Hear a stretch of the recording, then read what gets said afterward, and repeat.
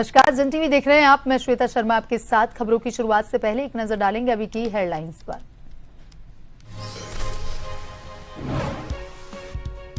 Doctor Shyama Prasad Mukherjee का बलिदान दिवस, सीएम धामी ने अर्पित की श्रद्धांजलि। मुखर्जी को राष्ट्र की एकता, अखंडता, सांस्कृतिक चेतना का बताया प्रखर प्रोदा।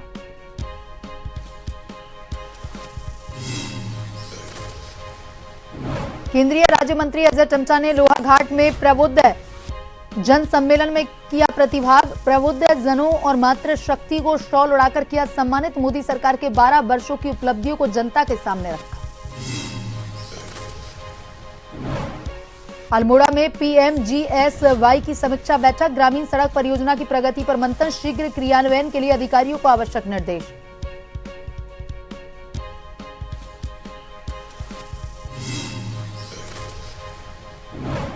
मसूरी नगर पालिका को बम से उड़ाने की धमकी, खालिस्तान नेशनल आर्मी के नाम से भेजा गया मेल। सूचना मिलते ही पुलिस प्रशासन, खुफिया एजेंसियां सक्रिय।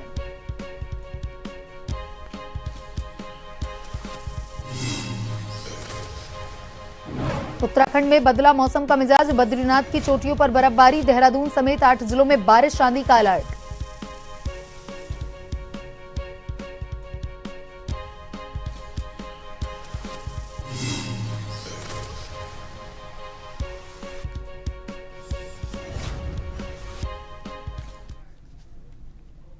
और अब खबरें विस्तार से। मुख्यमंत्री पुष्कर सिंह धामी ने भारतीय जनसंघ के संस्थापक डॉक्टर श्यामा प्रसाद मुखर्जी के बलिदान दिवस पर उन्हें श्रद्धांजलि अर्पित की।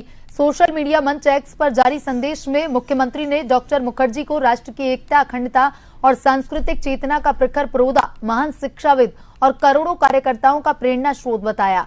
धामी ने कहा कि राष्ट्र प्रथम की भावना और देश की एकता के प्रति डॉक्टर मुखर्जी का समर्पण आने वाली पीढ़ियों को सदैव प्रेरित करता रहेगा। उन्होंने उनके योगदान को स्मरण करते हुए कोटिशः नमन किया।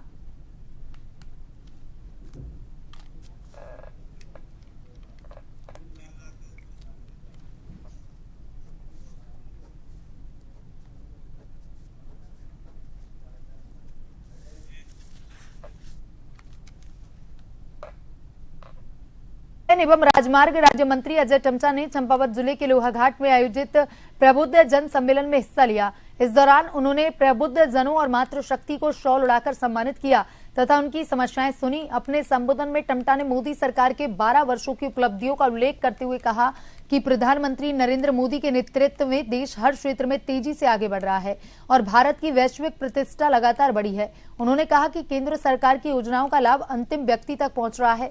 देश की सीमाएं अधिक सुरक्षित हुई हैं। रक्षा और तकनीक के क्षेत्र में उल्लेखनीय प्रगति हुई है। महिलाओं को 33% आरक्षण देकर उन्हें सशक्त बनाने का काम किया गया है। टम्टा ने कहा कि ऑल वेदर रोड जैसी परियोजनाओं से उत्तराखंड विकास के नए आयाम छू रहा है और पर्यटन सहित कई क्षेत्रों में तेजी से आगे बढ़ रहा है।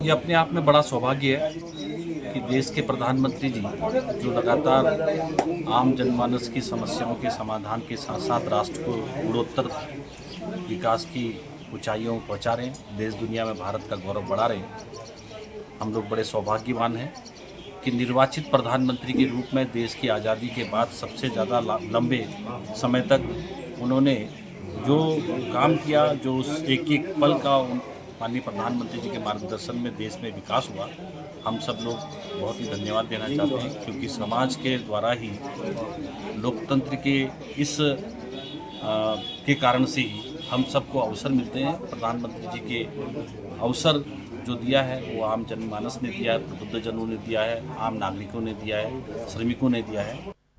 वहीं उत्तराखंड के उधम सिंह नगर जिले के खटीमा स्थित किलपुरा रेंज क्षेत्र में अवैध लकड़ी चिरान को लेकर के वन विभाग की कार्यप्रणाली पर सवाल उठ रहे हैं। आरोप है कि कुटरा स्थित एक आरा मशीन पर अवैध रूप से लकड़ियों का चिरान किया जा रहा था और जहां से लकड़ियां और एक ट्रक पकड़े जाने की बात भी सामने आई। मौके के वीडियो में वन विभाग की टीम भी मौजूद दिखाई दे रही है। मामले को लेकर सवाल उठ रहे हैं कि कार्रवाई आरा मशीन परिसर में होने के बावजूद विभागीय अधिकारी स्पष्ट रूप से संबंधित आरा मशीन का नाम क्यों नहीं बता रहे हैं।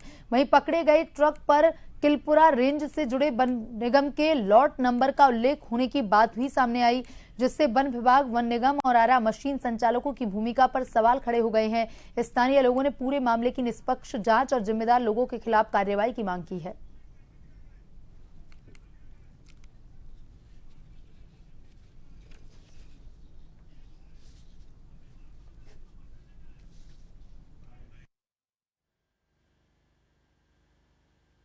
जैसे एक सूचना प्राप्त हुई थी हमको सुबह, तो उसमें हम लोगों ने भी वाहन को अपनी अपेक्षा में ले लिया है और जांच की जा रही है। उच्च से जो भी दिशा निर्देश मिलेंगे उस अनुसार कार्रवाई की जाएगी।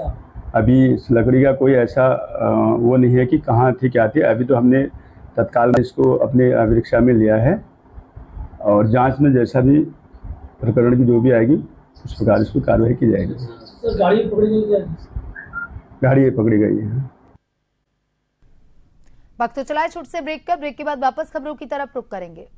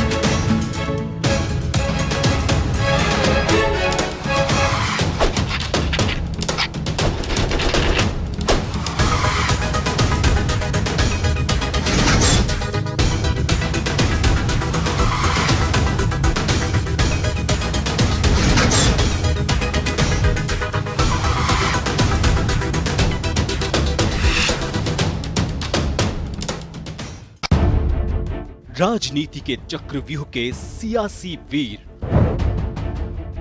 अपराध के अंधेरे की स्याह तस्वीर, मैदान में पसीना बहाते खेल के सितारे,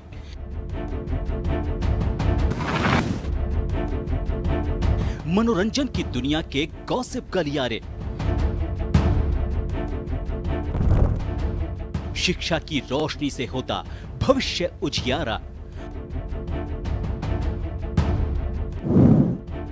अर्थव्यवस्था हो या ऊपर नीचे होता मार्केट का पारा, हर हलचल पर नजर रखते हमारे खबरों के जांबाज। हम हैं जन टीवी, जन जन की आवाज।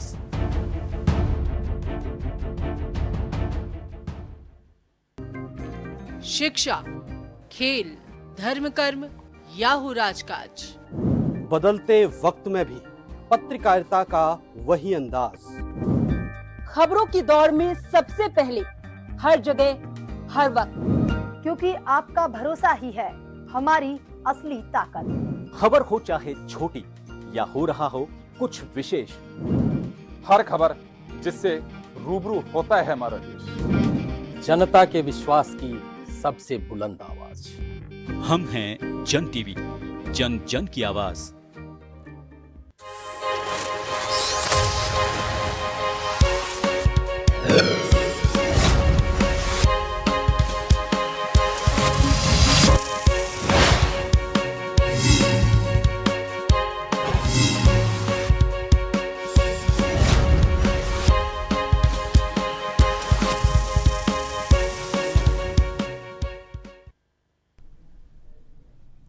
ब्रेक के बाद एक बार फिर से आपका स्वागत है। ये बढ़ते हैं खबरों की तरफ।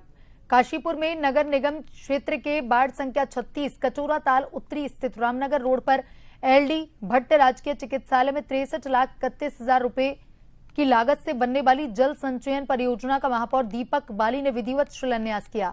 इस महत्वाकांक्षी परियोजना के माध्यम से वर्षा जल संरक्षण एवं भूजल स्तर को बढ़ाने की दिशा में महत्वपूर्ण कदम उठाया जाएगा। शिलान्यास समारोह को संबोधित करते हुए महापौर दीपक बाली ने कहा कि प्रदेश के मुख्यमंत्री पुष्कर सिंह धामी के निरंतर सहयोग और मार्गदर्शन से काशीपुर में विकास कार्यों को नई गति मिली। देखिए, आज यहाँ पर हमारे जो एलडी भट्ट चिकित्सालय है वहाँ पर 63,31,000 से आज रेन वाटर हार्वेस्टिंग का इस योजना का शिलान्यास किया गया है। जैसा कि आप जानते हैं कि आदरणीय प्रधानमंत्री श्री नरेंद्र मोदी जी के द्वारा भी जल संरक्षण पर और रिसाइकलिंग वाटर रीयूज पानी का उस पर बहुत ही ज़्यादा ध्यान दिया जा रहा है और उसी के संदर्भ में माननीय मुख्यमंत्री श्री पुष्कर सिंह धामी जी के द्वारा भी प्रदेश में इस तरीके की रेन वाटर हार्वेस्टिंग की, जल संचयन की एवं रिसाइकलिंग वाटर की योजनाओं पर विशेष ध्यान दिया जा रहा है। तो उसी के अनुरूप जिस तरीके से हम लोगों ने अभी कुओं के लिए भी 12 कुओं का जीर्णोद्धार और उसके वाटर को दोबारा से शुरू करने के लिए योजनाएं करी हैं। बाराकोट विकासखंड के गल्ला गांव देवली माफी मोटर मार्ग पर एक कार लगभग 500 मीटर गहरी खाई में जा गिरी। इस दुर्घटना में ग्राम प्रधान नवीन राम और उनके पुत्र सुनील कुमार गंभीर रूप से घायल हुए हैं। जानकारी के अनुसार ग्राम प्रधान नवीन राम अपने पुत्र सुनील कुमार के साथ चंपावत से अपने घर लौट रहे थे। बसोटी के समीप उनकी कार अनियंत्रित होकर के खाई में जा गिरी। हादसे के बाद स्थानीय ग्रामीणों ने तत्काल राहत एवं बचाव अभियान चलाया। उन्होंने दोनों घायलों को खाई से बाहर निकाला और एक निजी वाहन से उपजिला चिकित्सालय लोहाघाट पहुंचाया। लोहाघाट अस्पताल में चिकित्सकों की टीम ने घायलों का प्राथमिक उपचार किया। चिकित्सा अधीक्षक डॉक्टर विराज राठी ने बताया कि नवीन राम की हालत गंभीर है और उनकी छाती की कई हड्डियां प्रभावित हुई हैं। उन्हें बेहतर उपचार के लिए सुशीला तिवारी अस्पताल हल्द्वानी रेफर किया गया। हमें लगभग 2:20 पे सूचना मिली कि बसोड़ी गांव में एक कार जो है वो खाई में गई है और वो नदी के पास जाके गिरी है, जिससे कि सूचना मिलने के बाद हमें सबसे पहले यहाँ पर अपने प्राइवेट व्हीकल से नवीन राम जी को लाया गया, जिसमें कि उनके जो स्कल फ्रैक्चर था और उस पर लगभग कोई 20 के करीब टाँके लगे हैं और उनके चेस्ट में भी जो है राइट साइड की जो रिब्स हैं उस लगभग 11 रिब्स टूट गई हैं। लेकिन अभी फ़िलहाल दोनों के उनके जो लंग्स हैं वो बिल्कुल ठीक हैं, मतलब इसे इम्पोर्टेंट आईसीटी की ज़रूरत नहीं है उनको और स्थिति सामान्य है। दोनों जो रोड एक्सीडेंट में जो घटनाएं हुई है उनको सारे डॉक्टर्स ने यहाँ पर खुद देख लिया, उनको ट्रीटमेंट चल रहा है, इलाज चल रहा है। जितना हेड इंजरी हेड में चोट लगी है उसका भी उन्होंने टेस्ट किया, क्योंकि अभी हमने बात की है ऊपर तो एयर एम्बुलेंस लिफ्ट करके इनको ले जाने की बात हुई है। करीब 15 मिनट में चॉपर देहरादून से आएगा और इनको एयर लिफ्ट करके ले जाएंगे, क्योंकि न्यूरो का मामला है। वैसे स्पाइन इंजरी मुझे लग नहीं रहा है, क्योंकि हाथ पैर साथ काम कर रहे हैं और जो भी चोट है वो सर पे, तो सर पे कैसी चोट है कितनी है, क्योंकि उसका सीटी स्कैन होगा, बाकी न्यूरो उसको देखेगा, इसलिए हायर सेंटर के लिए हम ले जाएंगे। ये बहुत दुखद घटना है और हम तो ईश्वर से यही कामना करते हैं जल्दी वे स्वस्थ हों, ठीक हों। और बाकी आप देख ही रहे हैं हायर सेंटर के लिए इनको एक को रिफ़र किया और दूसरा इनका जो बच्चा है उसको भी लोग देख ही रहे हैं, डॉक्टर लोग पूरे इलाज पर लगे हैं और ऊपर वाले से कामना करते हैं कि जल्दी स्वस्थ हो और इनको अच्छा इलाज मिले। अब मैं तो आपसे सुन रहा हूँ कि सड़क खराब है या सही है, वो तो जिन लोगों ने जिस स्पॉट पर गाड़ी गिरी है वही लोग बता सकते हैं। अल्मोड़ा से खबर है, जहां PMGSY राज्य अनुश्रवण परिषद के उपाध्यक्ष शिव सिंह बिष्ट ने जनपद अल्मोड़ा में प्रधानमंत्री ग्रामीण सड़क योजना के अधिकारियों के साथ विभिन्न विभागीय सड़कों की विस्तृत समीक्षा बैठक की। बैठक में सड़कों के डामरीकरण, सुधारीकरण, रखरखाव तथा नई प्रस्तावित सड़क परियोजना की प्रगति की विस्तार से समीक्षा की गई। साथ ही जन सुविधा एवं क्षेत्रीय विकास को ध्यान में रखते हुए प्राथमिकता वाले मार्गों के शीघ्र क्रियान्वयन के लिए अधिकारियों को आवश्यक दिशा निर्देश दिए गए। इस अवसर पर शिव सिंह बिष्ट ने कहा कि प्रदेश सरकार मुख्यमंत्री पुष्कर सिंह धामी के नेतृत्व में दूरस्थ क्षेत्रों तक बेहतर सड़क संपर्क उपलब्ध करवाने तथा ग्रामीण क्षेत्रों के समग्र विकास के लिए निरंतर कार्य कर रही है। उन्होंने कहा कि सरकार का संकल्प प्रत्येक गांव को सुगम, सुरक्षित, गुणवत्तापूर्ण सड़क सुविधा से जोड़ना है। काशीपुर के एलडी भट्ट उपजिला चिकित्सालय को जल्द ही 100 बेड क्षमता वाले आधुनिक अस्पताल भवन की सौगात मिलने की उम्मीद है। अस्पताल प्रशासन ने नई बिल्डिंग के निर्माण के लिए प्रस्ताव शासन को भेज दिया है और इस वित्तीय वर्ष में इसके स्वीकृत होने की संभावना जताई जा रही है। एलडी भट्ट उपजिला चिकित्सालय के मुख्य चिकित्सा अधीक्षक डॉक्टर संदीप दीक्षित ने बताया कि पिछले वित्तीय वर्ष में 100 बेड के अस्पताल भवन को वर्तमान अस्पताल परिसर में जोड़ने के लिए प्रस्ताव शासन को भेजा गया था, लेकिन कुछ कारणों से उस समय प्रस्ताव पर अंतिम निर्णय नहीं हो सका। हालांकि इस वित्तीय वर्ष में इसकी स्वीकृति होने की पूरी उम्मीद है। डॉक्टर दीक्षित ने बताया कि प्रस्तावित भवन 4 मंजिला होगा और इसमें महिला तथा प्रसूति रोग से संबंधित अत्याधुनिक सुविधाएं उपलब्ध होंगी, जिसके अलावा नवजात शिशुओं के बेहतर देखभाल के लिए NICU की व्यवस्था भी की जाएगी। भवन में मरीजों और तीमानदारों की सुविधा को ध्यान में रखते हुए अन्य आधुनिक स्वास्थ्य सेवाओं का भी प्रावधान किया गया है। ऐसा था कि पहले पिछले वित्त वर्ष में इस 100 बेड के अस्पताल को इस अस्पताल से जोड़े जाने का एक प्रपोजल भारत सरकार, हमारी उत्तराखंड सरकार के स्वास्थ्य विभाग की तरफ से विशेष रूप से बनाया गया था। उसमें जो है किन्हीं कारणों से वो कार्य संपन्न नहीं हो पाया, परंतु इस वित्त वर्ष में ये पक्का है, जैसे कि मुझे खबर मिली है और जैसा कि उच्च अधिकारियों से ने सूचित किया है कि जल्द ही इस हमारे चिकित्सालय से 100 बेड का अस्पताल, जिसमें स्त्री प्रसूति रोग विशेषज्ञ की सुविधाएं, विशेषज्ञ सेवाएं और बाल रोग संबंधी सेवाएं। उत्तराखंड के चंपावत जिले के लोहाघाट ब्लॉक के सीमांत क्षेत्र के खिलपति गांव में एक हैरान करने वाली घटना सामने आई है। सोमवार दोपहर एक गुलदार गांव निवासी द्वारिका सिंह की गौशाला में घुसा और वहां बंधी हुई गाय भैंसों के बीच काफी देर तक शांत बैठा रहा। खास बात यह रही कि गुलदार ने किसी भी मवेशी को कोई नुकसान नहीं पहुंचाया।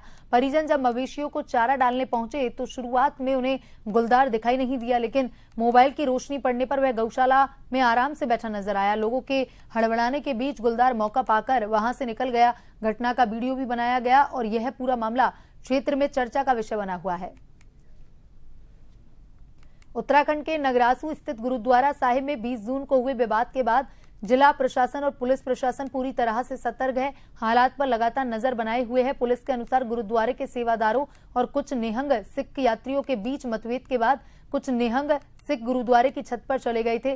फिलहाल 5 निहंग सिख अभी भी छत पर मौजूद हैं, जबकि एक निहंग सिख माफी मांगकर लौट गया और एक अन्य को पुलिस ने हिरासत में लिया। प्रशासन, पुलिस और गुरुद्वारा प्रबंधन समिति की संबंधित पक्षों से लगातार बातचीत जारी है। अधिकारियों ने स्पष्ट किया है कि इस घटना का हेमकुंड साहिब यात्रा और चारधाम यात्रा पर कोई असर नहीं पड़ा और दोनों यात्राएं पूरी तरह सुरक्षित, सुचारू रूप से संचालित हो रही हैं।